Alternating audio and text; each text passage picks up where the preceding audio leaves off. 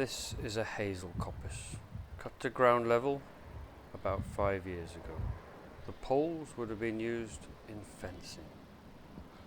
Older coppice from a variety of trees can be used for making things like charcoal, pegs, chair legs and tool handles. The coppice workers were known as Bodgers. I used to be a full-time charcoal maker. From where I worked in the woods there was no power. So I set up a little business making small items out of wood. And today I'm going to make a handle for my trowel. For today's job I'm going to use a piece of ash. It's recently been felled, but it's starting to dry out. I won't need all of this, but I'm going to cut it down the middle, chop it down the middle using my ferrule and a club I made in another video.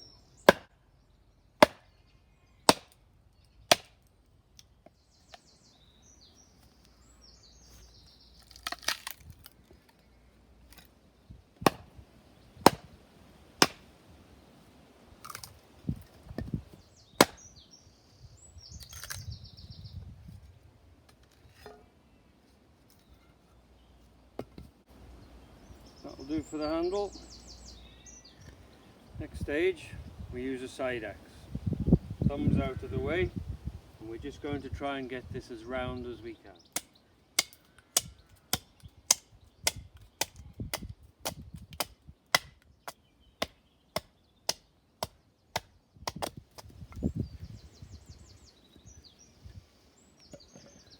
And there, it's ready for the next stage. And then we're on to the shaving horse. This is a dumbhead shaving horse, and the idea is to get this as straight and as round as possible. With our feet, elbows in.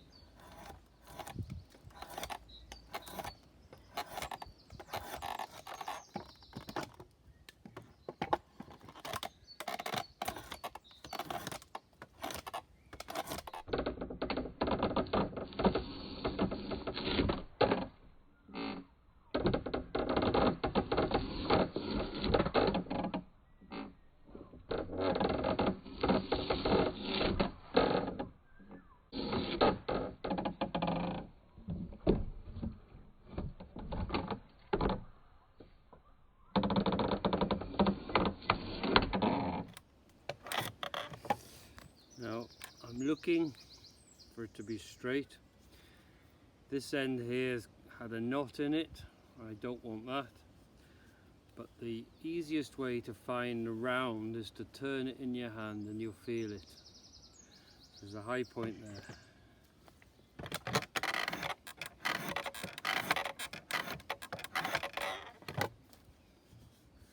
That's pretty good. I'm going to cut this end off though.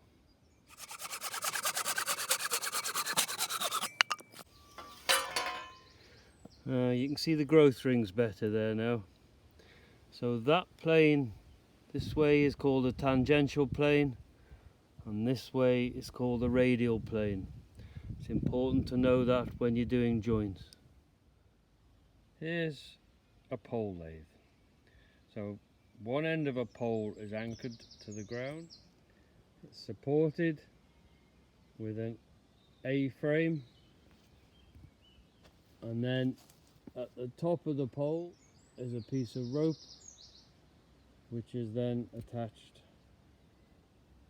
to a treadle. Now this piece of wood is going to be the handle.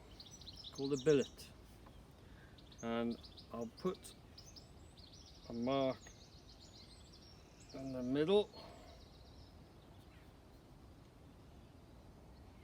and one at the other end. And then I need to adjust the size of these. These are called poppets. So you club is handy. And then I will make those centres bigger.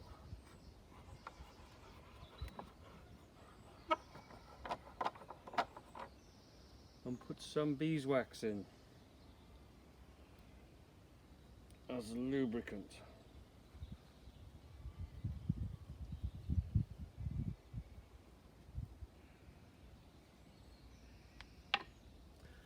Take your string, put it your side, wrap it round twice, and put your centres in, tighten it up, and you're ready to go. Pump a few times with the string to check it runs fine. Check your head doesn't get smacked, and we're ready to go. First tool I'm going to use is a roughing gouge. And this is to take all the high points off our billet. So you're pointing up to the sky, and you're listening now. You're listening for a continuous sound. Oops, there. When you've got that, you know it's round.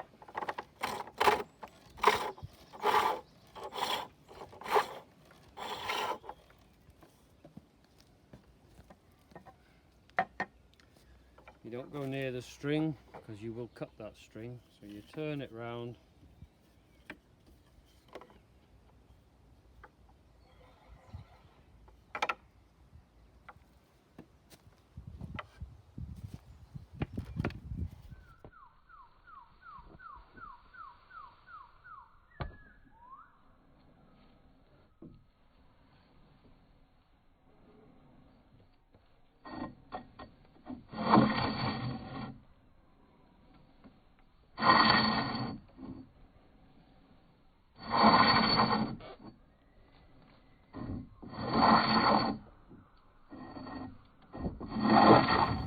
I'll get the rough shape using the roughing gouge, and I'll check that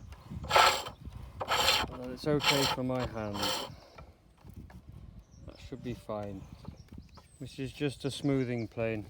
This is an old plane blade from a boot sail that I put a handle on, and I've put a skew on it because I'm right-handed, and this just takes off all the lumps.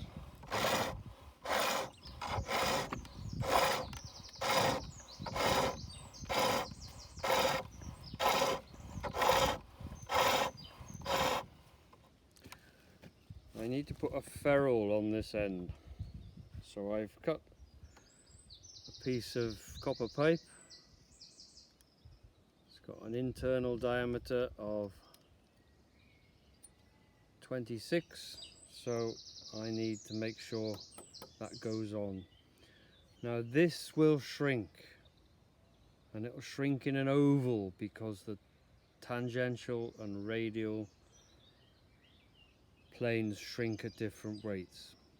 So if I want 26mm there, I need to do this to 28.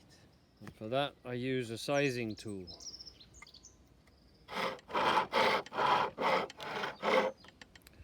Now I'll return this when it's dry. Only take 2 or 3 days, but this will be oval when I come to do it. So we now need a little bit of shaping on the handle, and I'll use this skew, this oval skew.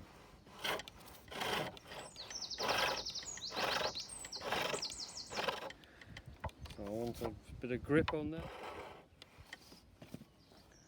And then I'm going to round this end off. Just chop the end off.